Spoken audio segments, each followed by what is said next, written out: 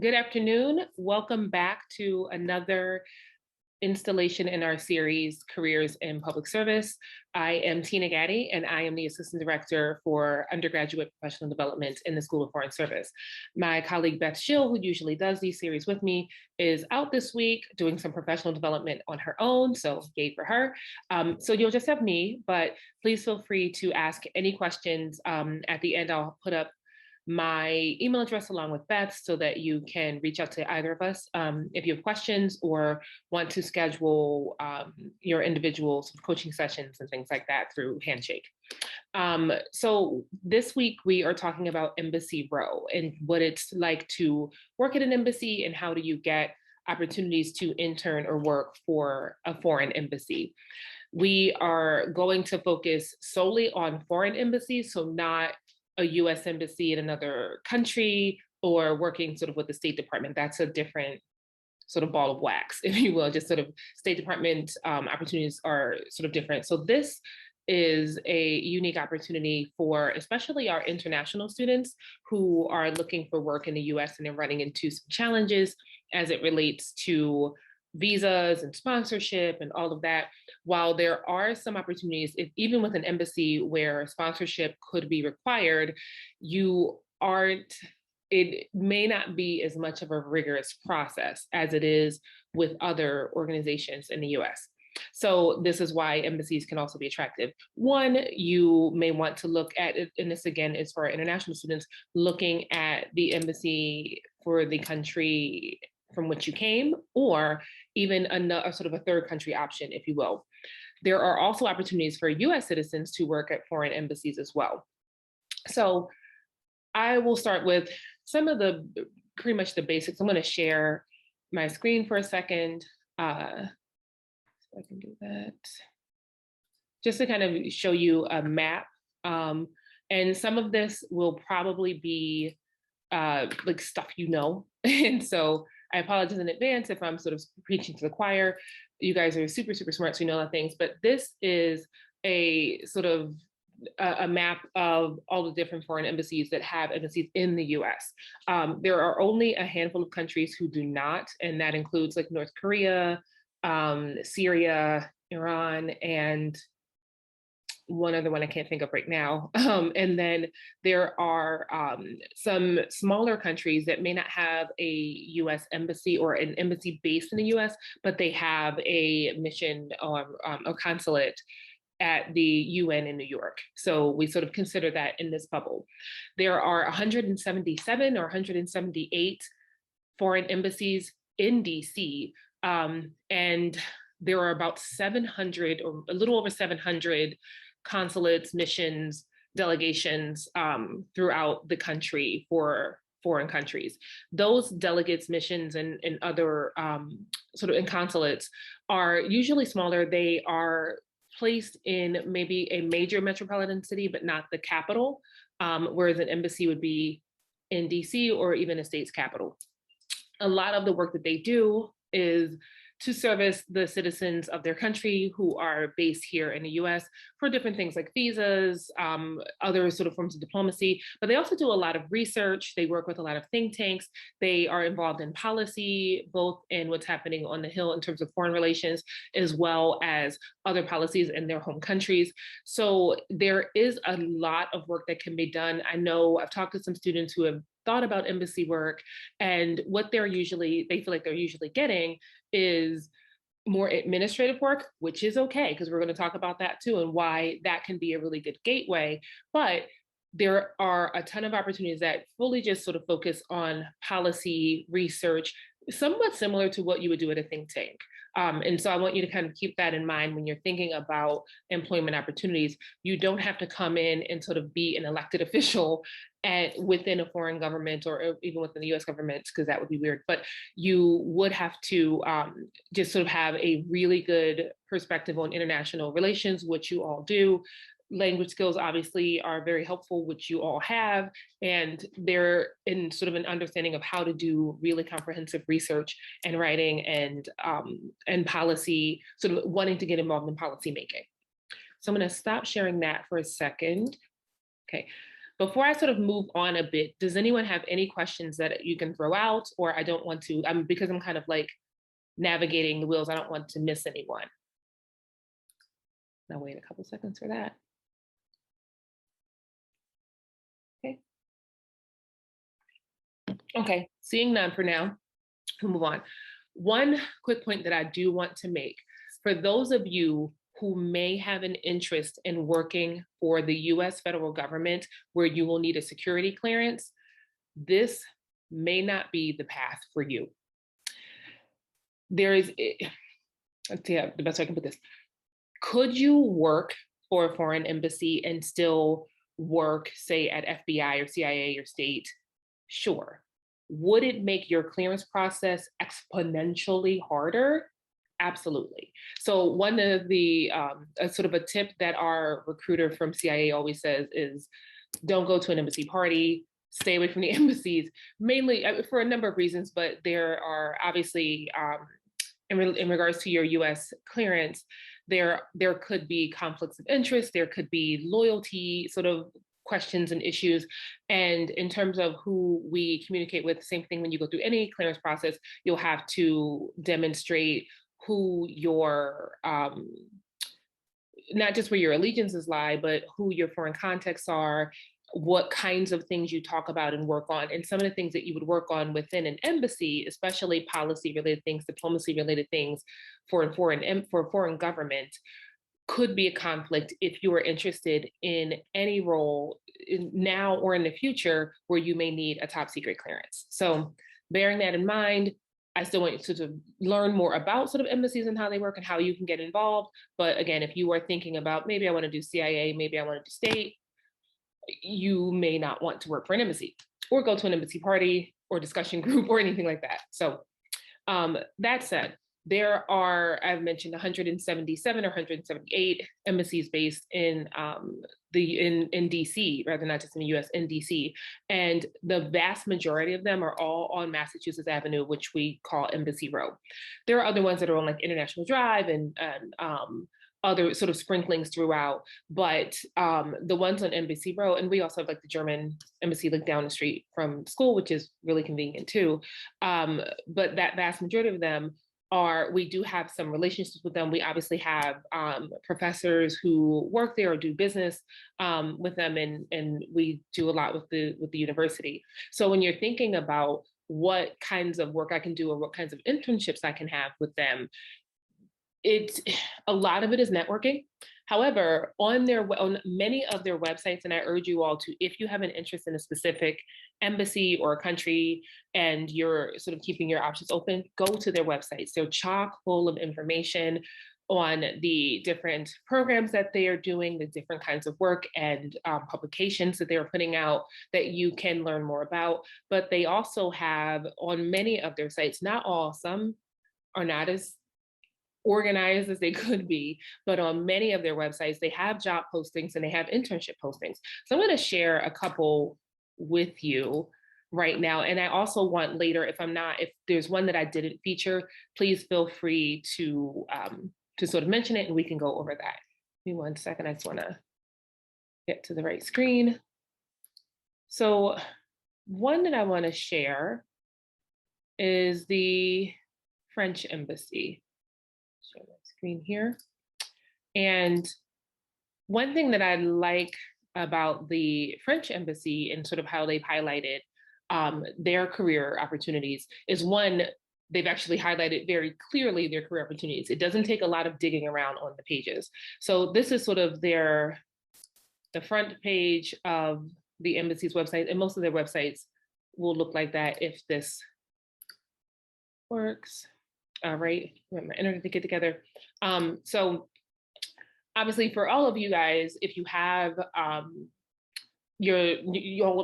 of you have like language skills that you can sort of look at the pages in their sort of native languages. Tina Gaddy doesn't have that. So Tina Gaddy always translates everything to English. Feel free to leave it in the other language if that's more convenient for you. If you just want to sort of tighten up on a lot of your language skills, I know people who leave say the language on their cell phones in other languages just to kind of keep it fresh in your brain. I don't do that. I put things in English. But their website is pretty comprehensive because there's tons of information about the work that they're doing, how you can connect with them. And these are things that I urge you all to do. Just like I tell you with employers, you want to follow the different embassies, not only on sort of like social media, but like LinkedIn, as well as Handshake, because a lot of them will post things to Handshake. So you can see some of the programs that they work with, like Campus France or Explore France. And I'll show you one for Japan and the Kakahashi project and things like that. But if we go back to where I was on the career page, and again, if you don't see a link for careers, which I think for them is under their drop down under contact us. If you don't, always try using the search file. And we showed you this a couple of weeks ago with like some of the legislators, I think we were talking about for Hill stuff, but you can always do a search for a couple of terms. You can search for specifically the term career. That doesn't always yield exactly what you want. So I would also do a search for the word intern or internship or job opportunities, things like that. Like do different variations of those searches on the embassy pages because you may find some things that way. So one of the things that stands out for France for me is that they have really specific sort of outlines for if you are looking for an internship as an American candidate or if you were looking as a French candidate. So it tells you when they sort of spell out when they are looking for their fall, spring, and summer applicants. And you'll see here that their press office, so if you have an interest in press and communications, their press office is looking for applicants for summer. Back up. This is for summer 2021, so it actually hasn't been updated. So I'm not sure when this was listed last, but it says this is for summer 21, which obviously is not even a thing anymore. You also see this section in French that Tina can't read. If you are French speaking, go for it. It gives you more information there. And I think I did pull this a couple of days ago and clicked on the French one and just had it translated, but it gave really specific instructions on how to apply for internships with the embassy. And this is really similar at a lot of other organizations, or other embassies. Are there any questions about sort of this kind of basic searching through every, and not every, let me stop sharing for 1 second. Not every embassy. I want you to do more of a strategic search when you're reaching out to the embassy. So obviously ones that share the regional interests that you may have, the countries that you are interested more specifically in, or from where you hail, or those that have, even if we're just talking about an opportunity to strengthen, let's say if we do look at like the French embassy, you can strengthen your French speaking skills, that can also be helpful for things if you have any interest in Europe, in specifically France, but also if you have an interest in some of the West African French speaking nations, because that can also be helpful with your language skill set there. So I want you to think strategically about them, not just kind of throwing anything at the wall and saying, oh, well, the German embassy's down the street, let's do that. If that works for you, and if you have an interest in Europe and Eurasia and some other sort of diplomatic issues as it relates to that region, then yep, go for it. And it being down the street is super convenient. If there are other ones, you want to look at them as well. There are times where a smaller embassy or a smaller country may not post a lot to their website, but they may actually send us job postings directly. And so I'm going to share one with you all now that I got in yesterday, 2 days ago. If you're getting my text messages, you'll get this by text probably later today or tomorrow. I had to send another text out earlier, so I try not to overwhelm you. But this one is the Embassy of Liechtenstein. And so this is sort of how we've gotten this particular one. They are looking for part-time, but unpaid, so bear that in mind, intern, 25 hours a week, starting from November through January, early February. If you're interested in this, I will send this out a little later. They do talk, so as I've said before, this is Liechtenstein, but they are looking for people with German skills. And so this is also a great opportunity to strengthen those skills.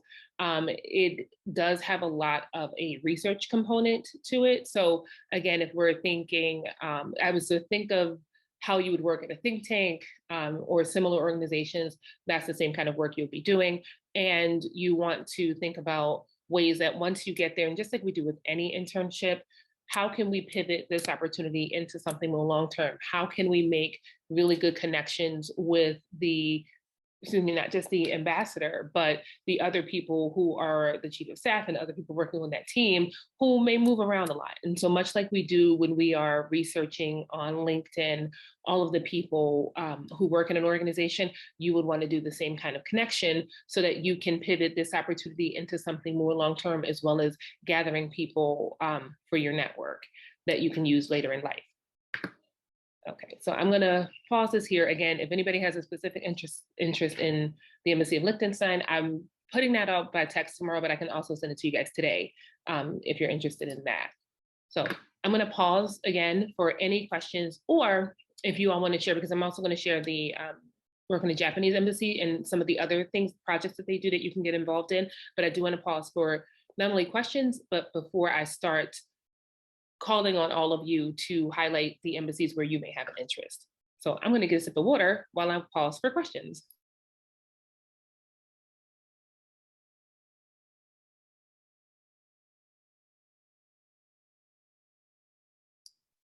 Okay, still nothing. Oh, yes, Max. Hi Tina, how are you? I'm fantastic, living a dream. Um, I was just gonna ask, like how popular do you think like these kind of like the internships are at specific embassies, I guess for like at least American students? And I mean, do you find, I guess, that they're filled more on a rolling basis and that maybe they're open for a while and they get an application, they take it? But I guess I mean I've mentioned you before, like my interest in Africa, and I mean, I don't know, are those typically, is it very popular that American students are applying for, like, I guess, summer internships, or just kind of more broadly, I guess, also just what, like, kind of, is it rolling, or is it just like how popular is it for American students to want to work at like foreign embassies? So it is incredibly popular, but it depends on the embassy. So for American students interested, not just American students, anyone interested in like the African Union mission or sort of delegation to the US, they only hire interns who are graduate students. And that happens a couple of times where you'll see just graduate level opportunities. So it's very popular. However, they definitely sort of scale down which students they want to work with. For some of the other embassies, it's larger embassies or sort of larger, like the European Union delegation, definitely very popular, probably more competitive. Um, the Canadian embassy, kind of like pulling teeth. Don't know why. I've had that where I've worked with representatives from the Canadian embassy and couldn't get students to respond to those inquiries. And then if I said, well, we're doing a site visit to the European Union, it's like standing room only, wait list only, people can't wait to get in.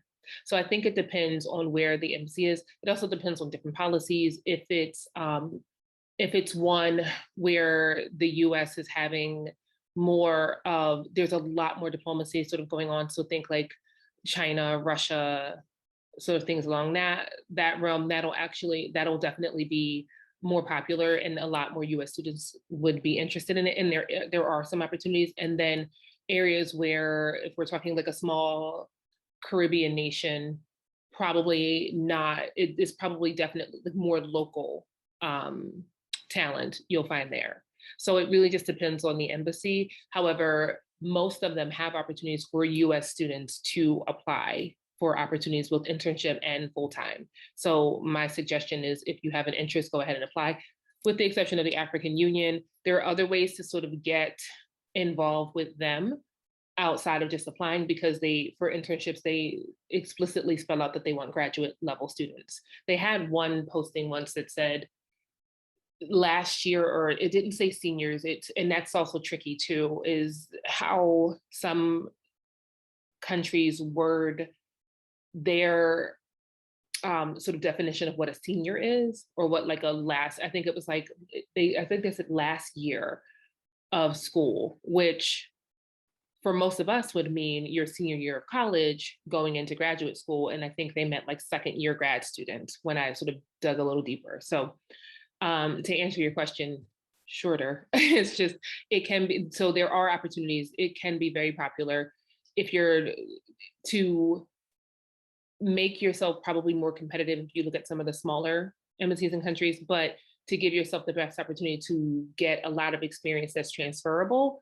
you may want, all of it's transferable, but that you feel like you'll get the most kind of value, you may want to look at some of the larger embassies like the EU, or well, for you, like depending on where in Africa, so like the Nigerian embassy, South African embassy, you'll probably get a lot of bang for your buck, or the African mission when you are in grad school. Perfect. Thank you. You're welcome. So I want to share really quickly, and I have to go to this page, the one of the, and this is true of a lot of the embassies, some of their projects that they work on, and that they're programs that are available to students. And so grab that really quickly. So I'm gonna look at like the Japanese embassy, and so if I get it together, sorry, I had the page pulled up and something happened when it closed. Give me 1 second for that. This is always the awkward part.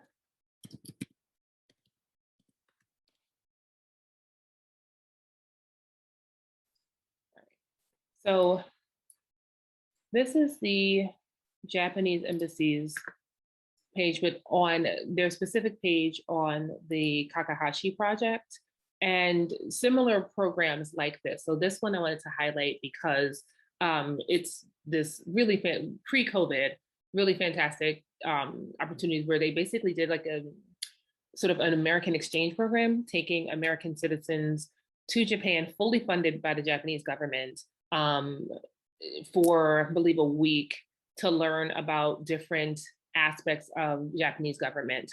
They've done sort of thematic programming each year. So there was one year that they did it all on sort of space policy. And so they took a group of students to Japan for, and this was several groups of students, not just one, but several groups of students to Japan for sort of cultural exchange, but also learning about JAXA, which is like the Japanese NASA, learning about some of the manufacturers who work specifically on space policy.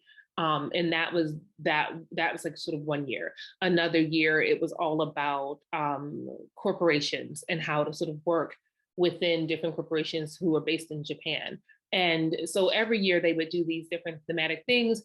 It's, again, fully funded by the Japanese government. If you have an opportunity, I don't know who at Georgetown works still with the Kakahashi project. And I don't know actually post-COVID or during COVID, if this has been halted. I'm assuming it has, and when that will pick back up if it has.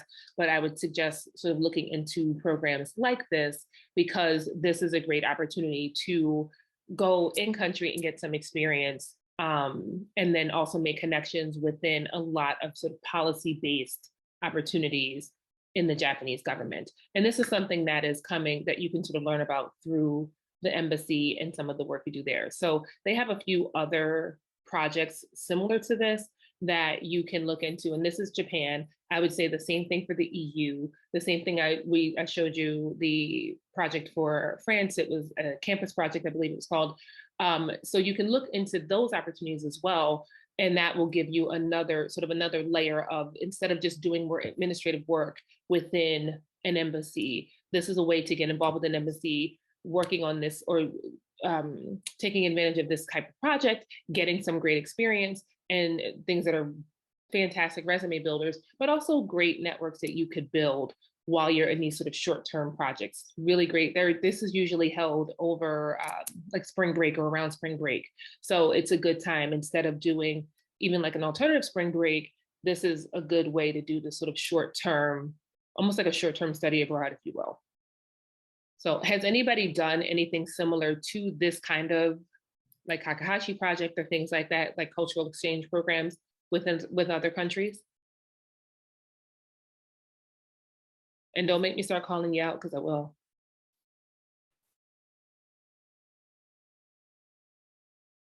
Okay, so no one has, because I feel like I'm talking to myself now.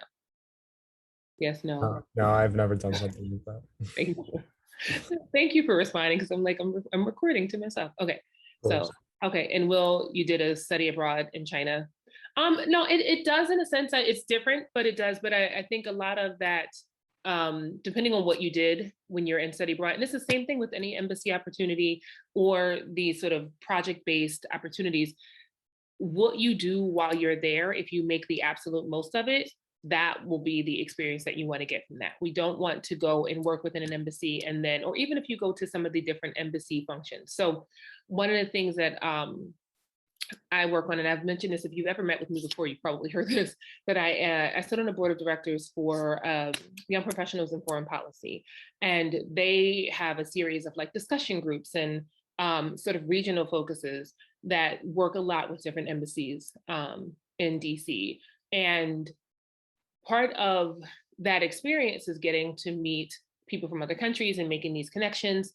But if you just sort of go and don't really participate, don't make sort of long lasting connections, if you're working or interning anywhere and you're not making these connections, it won't help you to be as successful as that experience should be. So this goes back to when I said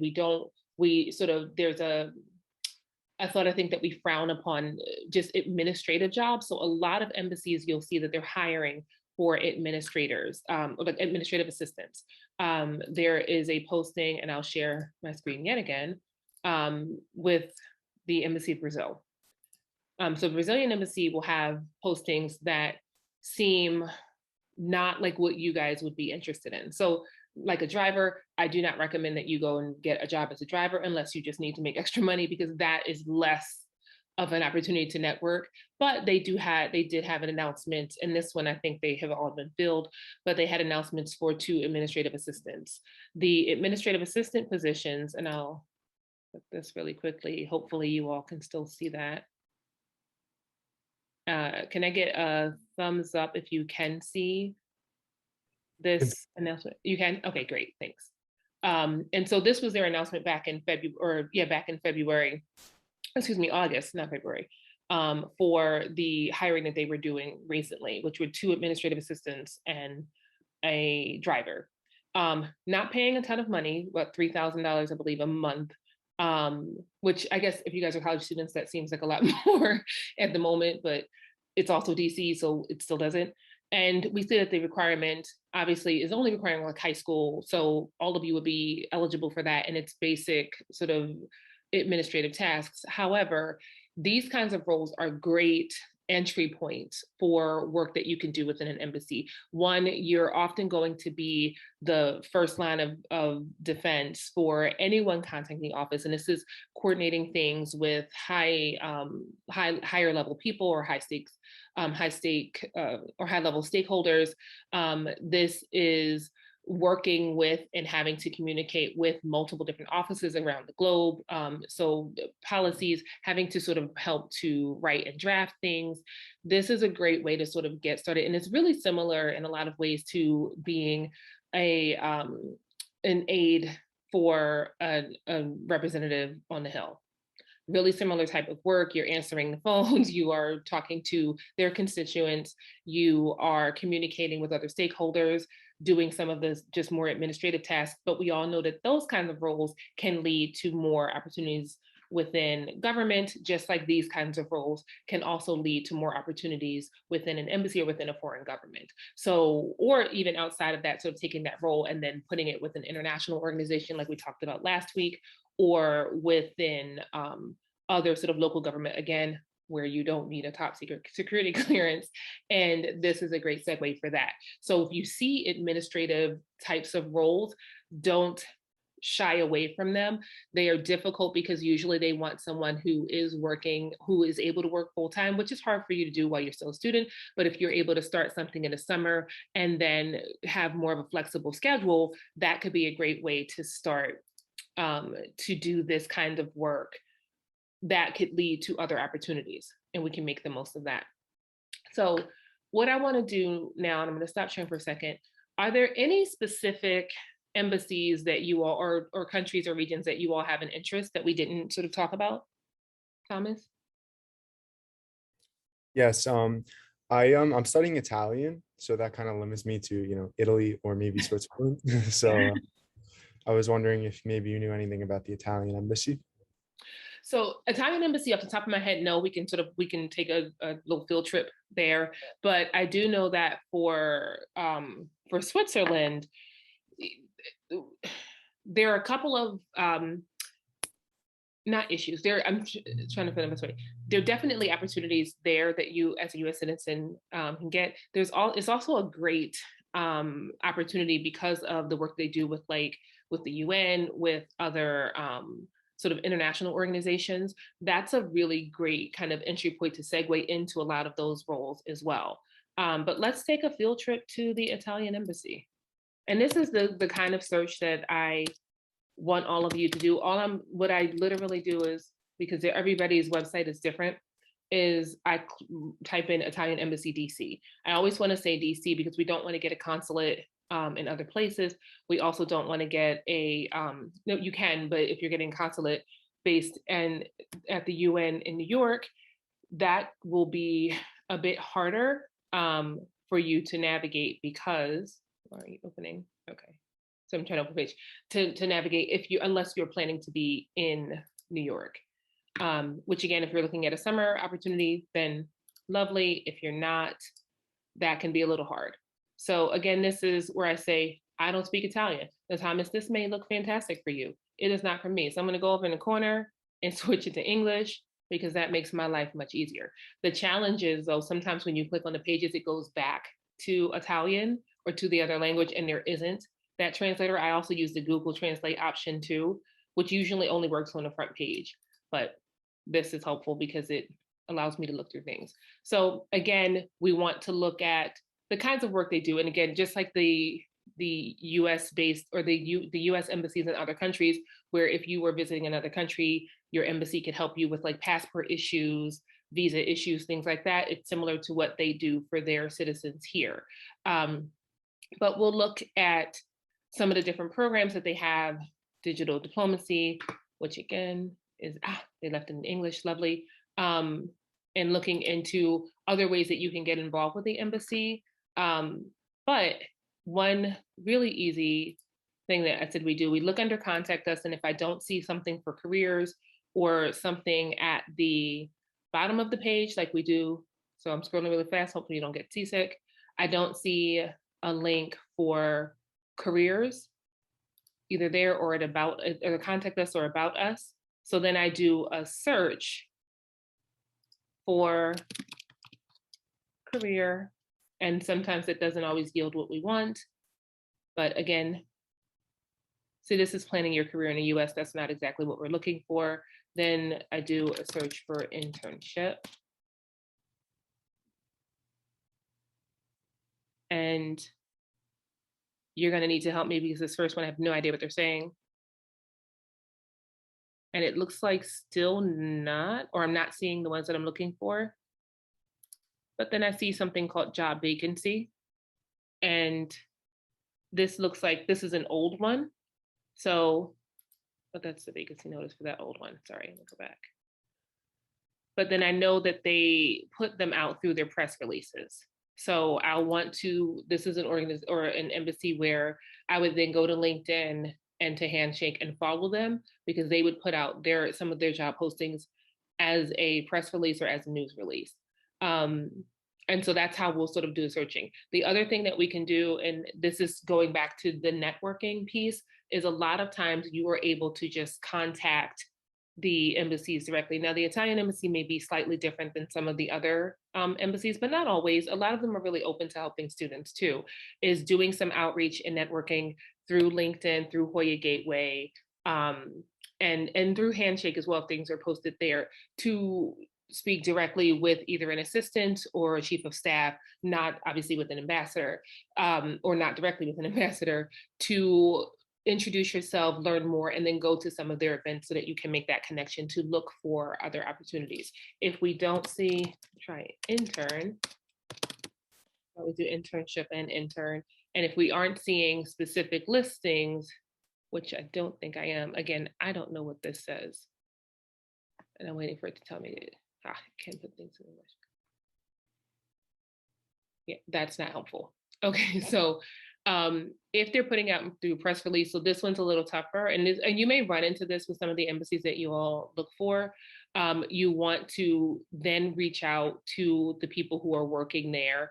Again, finding like a chief of staff, finding an assistant, not like, oh, I'd love to speak to the ambassador. That's not going to work. But again, through LinkedIn, and much in the way that we tell you to network with alumni, you are interested in learning more about the work that the embassy does, you're a current student, things like that, and ask them for like an informational interview, and then you're able to sort of reach out that way, because they wouldn't, for some reason, they don't have their opportunities posted here. Sometimes they'll have them posted, and I will stop sharing for a second. But you'll see here, obviously, like a phone number you can call. Again, bear in mind that this is sort of like a major number. That's harder to do. I'd rather you look through LinkedIn and find a contact that you can communicate with directly that way. So stop sharing for a second. And one of the things that becomes more of an opportunity for you too is looking at the different, as I've mentioned before, different events that you can go to, how you can communicate with them that way, but also looking at ways that they like where you can sort of put yourself in their sort of space. So that would be like through the discussion groups like YPFP or like-minded organizations to reach out to them.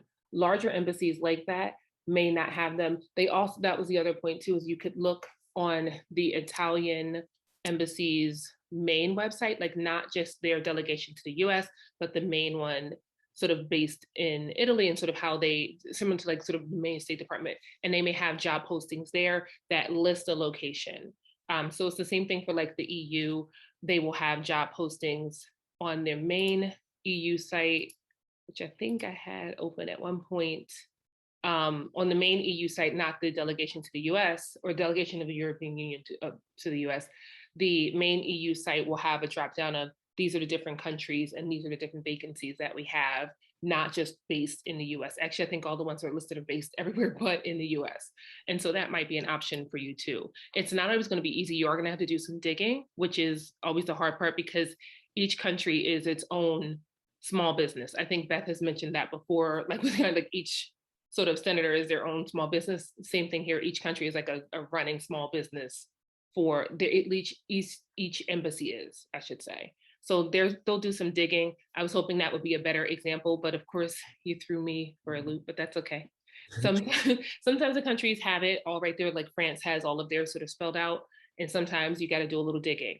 I met with a student yesterday who had been making connections with like Lebanon and doing really well just by kind of like reaching out directly. So you'll have to sort of cast a wide net there. Right. Thanks so much. This is clear a lot of things up. Yeah, it's not going to be easy, but hopefully helpful. And again, there are so many opportunities there. Just I would look at a lot of these roles as you would a think tank, and that should make it much easier as you're navigating the career opportunities there too. All right, cool. Well, thank you so much, and I'll be in contact. Take care.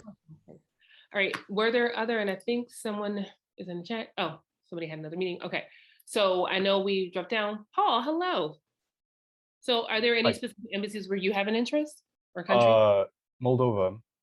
Uh-huh. Though I don't really speak Romanian, but my parents are from there. So okay. Yeah. All right, let's see.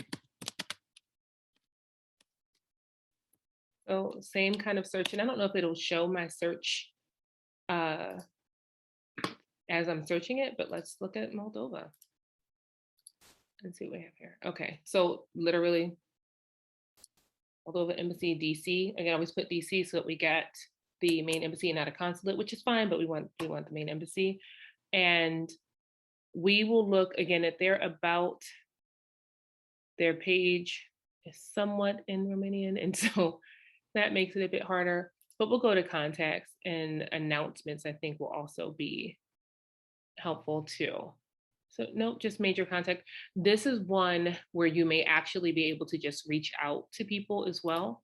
But we're going to do the search for career opportunities as well and see what we come up with. Just checking really quickly that there's not something. What is their work program? Let's take a look.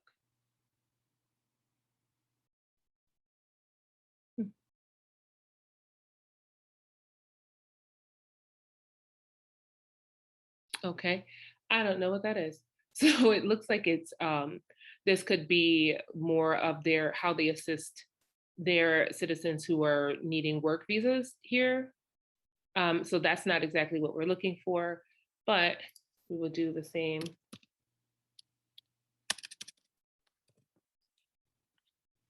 Search for intern.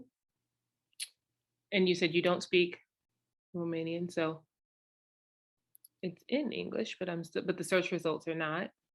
That's not helpful. I'm gonna click really quickly. So this makes it harder for me to help you search because I don't speak the language, and so it's harder for me to navigate if we're on the right page or not. I would encourage you, just like with the Italian government, that you would need to do some searching, see if we can translate it, and it's not. Oh, apparently it is in English. That ain't English, so I don't know how to navigate if we're sort of on the right path or not. I saw the word intern, and that's kind of where I was going with that. But this will be a bit tougher, and this is again one where we'll probably have to reach out directly to the embassy and to some, again, not to the ambassador, but looking at the people on their team, and so we wouldn't contact His Excellency, but we may look down the line at one of the secretaries, at the not the driver. Really, yeah, one of the secretaries would probably be the best places to start here. And there's 3 that you may want to reach out to. And a lot of that outreach, again, we can start through like LinkedIn, but even if you're emailing directly, you would want to start with an email that gives an introduction as to who you are, what you're studying, and that you have an interest in learning more about the embassy and the work they do and how you can get involved as a student intern or part-time employee, things like that. You can be a lot more upfront because there are opportunities where they will suggest that you can kind of make your own internship opportunity, if you will. So if it doesn't currently exist, this could be a great way to sort of propose, oh, I'd love to be an intern, a part-time intern, and learn more about the work that you do. If there aren't already those opportunities, well, if they are, they will let you know, oh, we have this internship program, it opens on this date. If it doesn't currently exist, there's an opportunity to sort of create that, which I've had students do before at some of the smaller embassies like Liechtenstein, or like even with the African Union before the last couple of years, you were able to sort of go in and create your own opportunity. So that's one way that you could start to reach out, because again, I don't see anything in the announcements where they may have job postings, and I didn't see anything in the searches. So you all are stumping me. That's okay. It makes me work harder for that because I did a ton of research and I was like, okay, this will be easy. And then you're coming with the few who don't have anything. But hopefully that's helpful. It's just a lot of sort of outreach on that end. I think, again, a lot of them would be really open to your contact. It's just how you phrase everything when you do your outreach and your email. It's easier to do that through LinkedIn because it leaves them this message and it says, look, oh, Paul reached out. This is what he wants to know. And it's sort of brief, and you can start that line of communication there. Also, keeping in mind when they do have events that you can attend so that you can start to make more of a networking connection there. All right. Thank you very much. That helps. Yeah, you're very welcome. So we're about to wrap up. I wanted to just make sure we didn't have any other sort of existing questions about how to work with an embassy. Next week, there's another, I think we're about to wrap up this series. We have at least 2 more sessions of this series. Next week is, where'd it go? I had it open. Next week, you'll see. It's coming, still careers in public service. If you sign up through Handshake, you'll see all the different ones. Yeah, we do have 2 more. We have session 106, and I think that one, it's not local government. We did that. I'll have to remember, quite frankly, I don't remember, but it is in Handshake. Do sign up for that session if you're able to. And then there's the final one will be the week after. And I'm not sure that we're doing a wrap-up session. We may, but again, I'm going to put up our contact info for me and Beth. If you have questions about any of these events or the series in public service, but also if you are wanting to make an appointment with us. We also, I've mentioned, I didn't mention before, but we have Elizabeth Boson, who works in the SFS Career Center as well. And she is, sorry, I can't get my thing open. Trying to get our contact list open, it's a page open. But anyway, so she is opening up her calendar soon and will be meeting with students as well. I can't get that page open. I don't know what's going on. Either way, so my email address is tg636@georgetown.edu. And Beth Schill, who is the senior manager for careers in public service, government, nonprofit, and education, her email address is es1385@georgetown.edu. And so I think all of you are getting text messages from both me or from her. She has a text group as well. You'll get more information there, and you can always text back to those numbers with specific questions that you might have, or just really quick questions that you have too. Hopefully this was really helpful. I always love when we're back open and doing site visits and things like that. Again, I love to do our Embassy Row visit. Usually they give us good snacks along the way. So if you're able to do that, they also do like an annual Halloween kind of trick-or-treating along Embassy Road thing, even for the grown-ups. So you may want to consider that. Again, if you have an interest in needing a top secret security clearance, you want to stay clear of some of those things. But if you don't, and this is great for you, then I would suggest doing more engagement with these embassies in order to sort of get those opportunities. Again, always lovely doing this with you all. If you have questions, please feel free to reach out. And your question is always something that's good for the group or good for yourselves. And hopefully we found this really helpful.